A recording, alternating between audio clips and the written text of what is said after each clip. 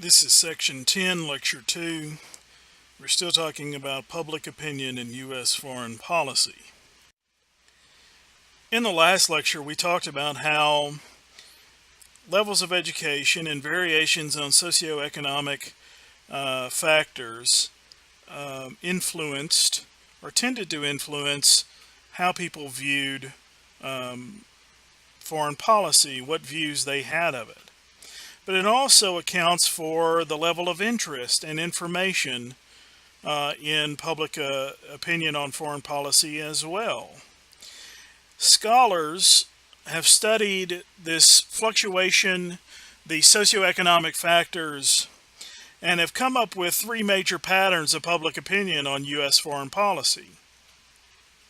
When it comes to the masses, largely the public is inattentive, that they have little or no interest in foreign affairs. They're more concerned about their day-to-day lives. They're more concerned about local affairs or national affairs, and pay little attention to foreign media, foreign news, and foreign affairs. And this leads them to be uninformed about foreign policy as well. To the extent that they express their opinions, oftentimes the masses have simplistic views and shape their opinions based on inaccurate information. A third point that scholars look at is that U.S. citizens, because of the fluctuation in public opinion over time, their beliefs on foreign affairs and the extent to which this affects politics and policy is oftentimes volatile. That most of the time they don't care, most of the time they don't pay attention, but they are going to react very heavily and very deeply to negative events. And so it's really in those crisis situations where the strongest opinions on public opinion are expressed. And this is referred to, or this study or series of studies is referred to as the Almond-Lipman consensus. They come up with 3 points. The public opinion is often volatile. It's reactionary, based on dubious information, inaccurate information, a lack of information, and very limited knowledge about global affairs. This volatility and this reactionary nature is also linked to the second point, that public opinion is incoherent. That because people don't necessarily pay attention all the time, because they're not necessarily well informed, and because they are reacting to crisis situations, that public opinion will swing in different directions. It lacks consistency, and it changes relatively often. Almond-Lipman, in their study and in their sort of advice for politicians, argue then that when it comes to real foreign policy decision making and what politicians should pay attention to and how they should guide their decisions, that public opinion in U.S. foreign policy should be then irrelevant. Perhaps because this is due to that lack of consistency or coherence, because it's due to the volatility, it's due to people not necessarily knowing a whole lot or paying attention all the time. Now, I know that this sounds controversial, but if we look at the impact of our public on U.S. foreign policy, oftentimes there's not that direct influence about what the people want. Policymakers make these decisions based on their own best judgments, based on the situation at hand, and public opinion doesn't always play a role. If we look at those points, volatility and inconsistency, a lack of knowledge. These can have both direct and indirect impacts on how politicians make their decisions. Directly, politicians can guide foreign policy, don't necessarily have to follow public opinion on it. If people aren't necessarily paying attention, if they're not well informed, this allows a leader to use the bully pulpit to gain support for their own foreign policy goals and ideals. This allows that leader then to shape public opinion in a crisis situation that then favors their ideology, perhaps. Another direct impact is that it is in the leader's favor in times of crisis. We mentioned this in the last slide, the last lecture, that is, the rally around the flag effect. This is the idea that when the nation state is attacked, or when the nation state faces a crisis, or we're under threat, that public opinion tends to support the president. We talked about that in our presidential chapter, and it is influential here as well. And so the leader's ability then to guide foreign policy opinion to be sort of in control and have the support of the nation state in a crisis situation is going to enhance their ability in action, because people don't necessarily pay attention, because people don't necessarily have good information. But there are constraints on this, and that notion of volatility is problematic. The constraint on what a leader can do, what a president can do, when it comes to guiding our foreign policy or reacting to international events, is dependent on the intensity of public opinion on one issue. One issue may capture the public's imagination. It may capture their attention. It may be either very political popular or very unpopular. And so then in those times, there are going to be constraints on what a president can do in guiding foreign policy based on public opinion. Those aren't necessarily always regular events. They may be rare, but it does occur. And that notion of volatility is also a constraint when public opinion can turn rapidly based on world events, based on failures. One example of this would be the Iranian hostage crisis, where during the Iranian Revolution in 1979, staffers, employees of the U.S. Embassy were captured and held as hostages by that revolutionary group. President Carter attempted a rescue plan, and these helicopters crashed. That was a failed rescue attempt. And so then public opinion turned against not just his leadership in foreign policy, but against his presidency, period. And so that volatility on of world events, remember, you can't control world events, that volatility in public opinion then can really constrain what a leader can do. There are also indirect impacts of public opinion on foreign policy as well. One would be on electoral politics. Negative public opinion will lead Congress, lead the Senate, and even lead a president away from acting, particularly in an election year.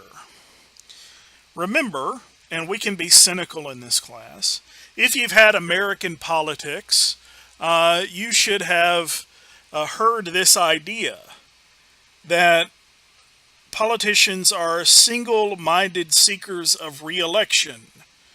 They're always concerned about keeping their job.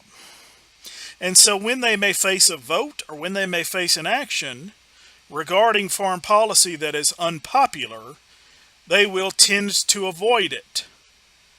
One example of this is the U.S.'s war against ISIS in Iraq and Syria, and the Congress and the Senate's failure to vote for war, a declaration of war, or even to vote for what is referred to as an AUMF. This is something that we discussed in an earlier lecture, authorization for the use of military force. So there you see electoral impacts on the politics of foreign policy. The prestige of a leader goes in with foreign policy as well. Now, this can be tied to those direct impacts that I mentioned before. The influence that a president has, their effectiveness in swaying public opinion, can be tied to their overall standing in public opinion. If the public already has a low opinion of a president, they're not going to be very influential. If they have a high public opinion, what is referred to oftentimes as political capital, they then can sway public opinion on foreign policy in their favor. And so their standing in general with the public, not just on foreign policy, is going to be influential. Another indirect impact of public opinion on U.S. foreign policy and our actions is that it may limit public discourse. Oftentimes people in the United States, the masses, most people think about their day-to-day lives. They think about what's going on in their communities. They think about what's going on in their states. They think about what's going on in their country more than they think about what's going on in the world. And they feel that our politicians should be focused on domestic politics first. And so then, if public opinion is inwardly focused, it takes importance away from foreign policy, and then the ability of our politicians to sway the public to support their foreign policy goals is going to be limited. But if we go back to that notion that people aren't paying attention or they don't have a lot of information about foreign policy, that then may allow a leader to have more free rein in their actions. If we look at the level of information, the level of knowledge about foreign policy, it's going to vary across different groups in society. In the earlier lecture, we talked about a difference in education level, in socioeconomic standings. 30 years prior to September 11th, 2001, the interest in foreign affairs didn't really change very much. And in study after study, we see that maybe only 20 to 25% of U.S. citizens would be considered fully informed on matters of foreign policy. That's a high number, right? That's a high number. This group would be considered the attentive public. That is, particularly after the September 11th attacks, particularly because of our involvement in Iraq and Afghanistan, particularly because of the war on terror, people are paying more attention. That's not always the case. That's not always the case. And this leads to a division between public opinion and what policymakers want.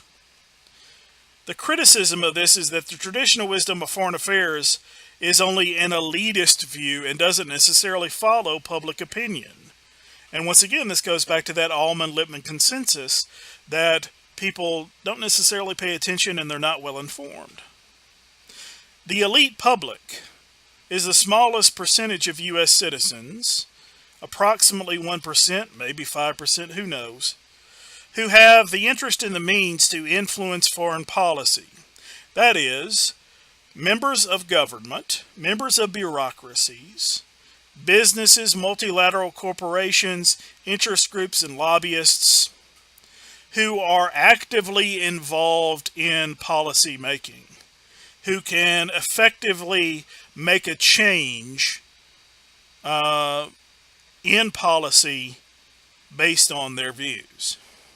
And so they are oftentimes the best educated, the best informed about foreign policy issues and affairs, because they want something to change or they want something out of it. A larger group, but still relatively small, would be considered the attentive public. And these would be people who pay attention to foreign affairs, have a good understanding of what's going on in the world, are educated about theories and policies and things like that, and have interest in this, but don't necessarily have access to decision making and are able to then to change policies or make policies themselves. And this group would be scholars, academics like myself who, keep up with this because it's our job, because it's our specific interest. Journalists who follow government and study public affairs. Policy analysts, activists, so on and so forth. Still, this is a relatively small percentage of the U.S. population.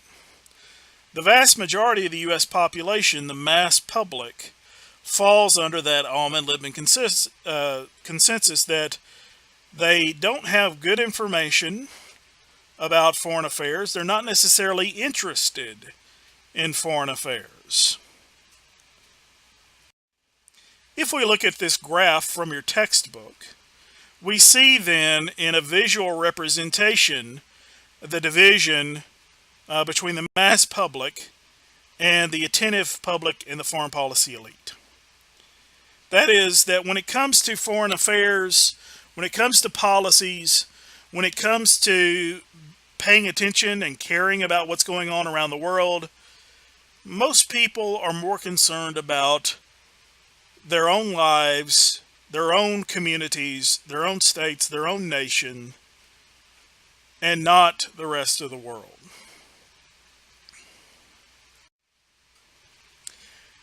If we believe the Alman-Littman consensus, that this public opinion, because it is uninformed, ill-informed, and inattentive, shouldn't necessarily influence elites and policymakers, we can see then this play a role in presidential leadership when it comes to making foreign policy. Some presidents have followed the delegate model of policy formation. That is, when elected officials make decisions that directly reflect what the majority of the public wants. But when it comes to foreign policy, public opinion, most people are uninformed and don't necessarily care. So we can say that in foreign policy decision making, the trusteeship model is more apt. It fits better. This is where elected officials use their own judgment and experience to determine what is best for the public and what is best for foreign policy. Now, because people don't necessarily pay attention, when they get it right, maybe they don't get the credit, but at least they are able to make policies based on their ideology or based on their viewpoints. When they get it wrong, they experience that volatility in public opinion. But for the most part, this trusteeship model where our leaders, especially the president, has a guiding role in foreign policy decision making, and people don't necessarily pay attention, our leaders fall under this trusteeship model. People expect presidents, expect senators, expect the Congress to study these issues, to use their own judgment in case-by-case situation, and use their experience to determine what is best for the United States when it comes to our foreign policy decisions. And so that trusteeship model fits foreign policy decision making better than the delegate model. As you're reading your textbook, you'll see that this fluctuates from president to president.